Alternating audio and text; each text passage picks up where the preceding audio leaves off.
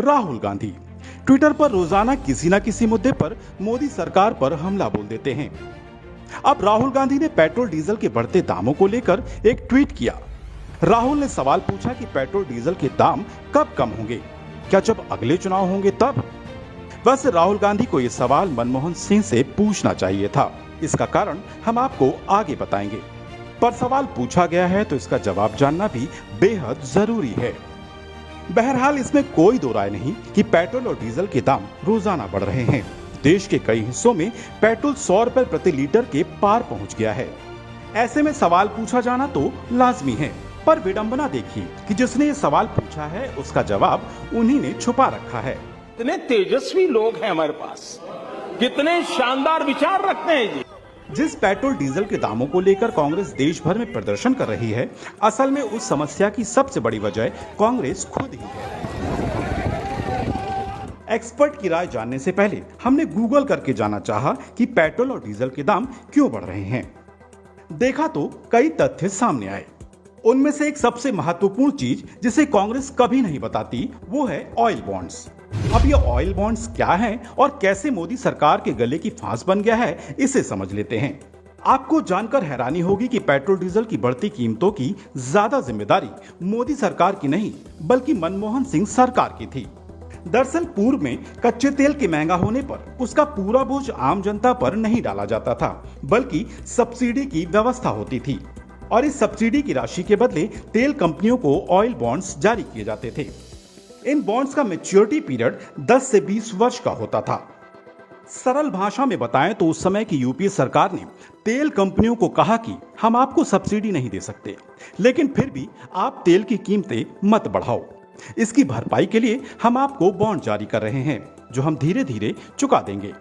ऐसा करने से जनता भी खुश हो गई और तेल कंपनियों को भी लगा कि पेट्रोल और डीजल की कीमतें ना बढ़ा के फौरी तौर पर भले ही नुकसान हो जाए, पर 10 से 20 सालों बाद तो पैसा ब्याज सहित वापस आ ही जाएगा। ये बर्बादी का पेड़ जो कांग्रेस उस समय लगा गई, उसके कड़वे फल बीजेपी के खाते में आ गए। उस समय बांटे गए ऑयल बॉन्ड्स अब मोदी सरकार को ब्याज के साथ चुकाने पड़ रहे हैं।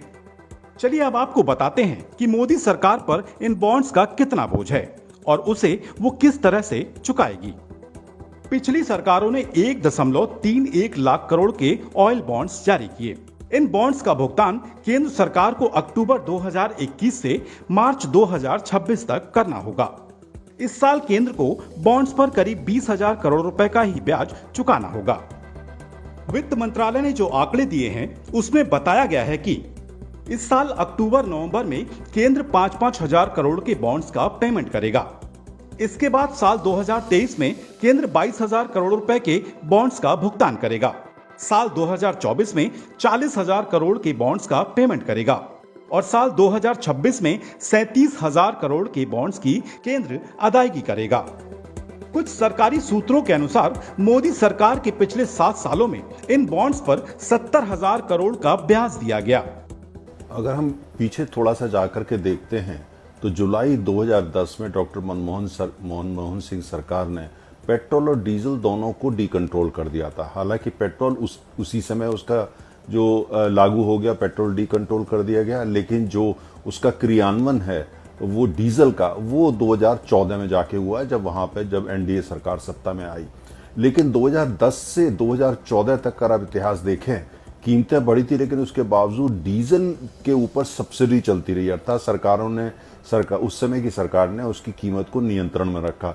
और कैसे रखा, उसके लिए सरकार जो है वो जो तेल की कंपनियां हैं उनको ऑयल बॉन्ड इशू कर दिया करती थी। अर्थात ये है कि उनको ये कहा जाता था जो भी आपका घाटा हो रहा है वो सरकार पूरा कर रही है। लेकिन कैसे सरकार पूरा करती थी? कोई पेमेंट नहीं करती थी, कोई पैसा नहीं देती थी। ऑयल बॉन्ड दे दिए और कंपनियां जाकर के वो बैंकों में भुनाया करती थी। लेकिन उसका नतीजा ऑयल बॉन्ड का मत ये था, उसका जो भुगतान है वो आने वाली सरकारें करेंगी। अर्थात 5 साल बाद, 6 साल बाद, 8 साल बाद जो भी सरकार सत्ता में आएगी वो करेगी।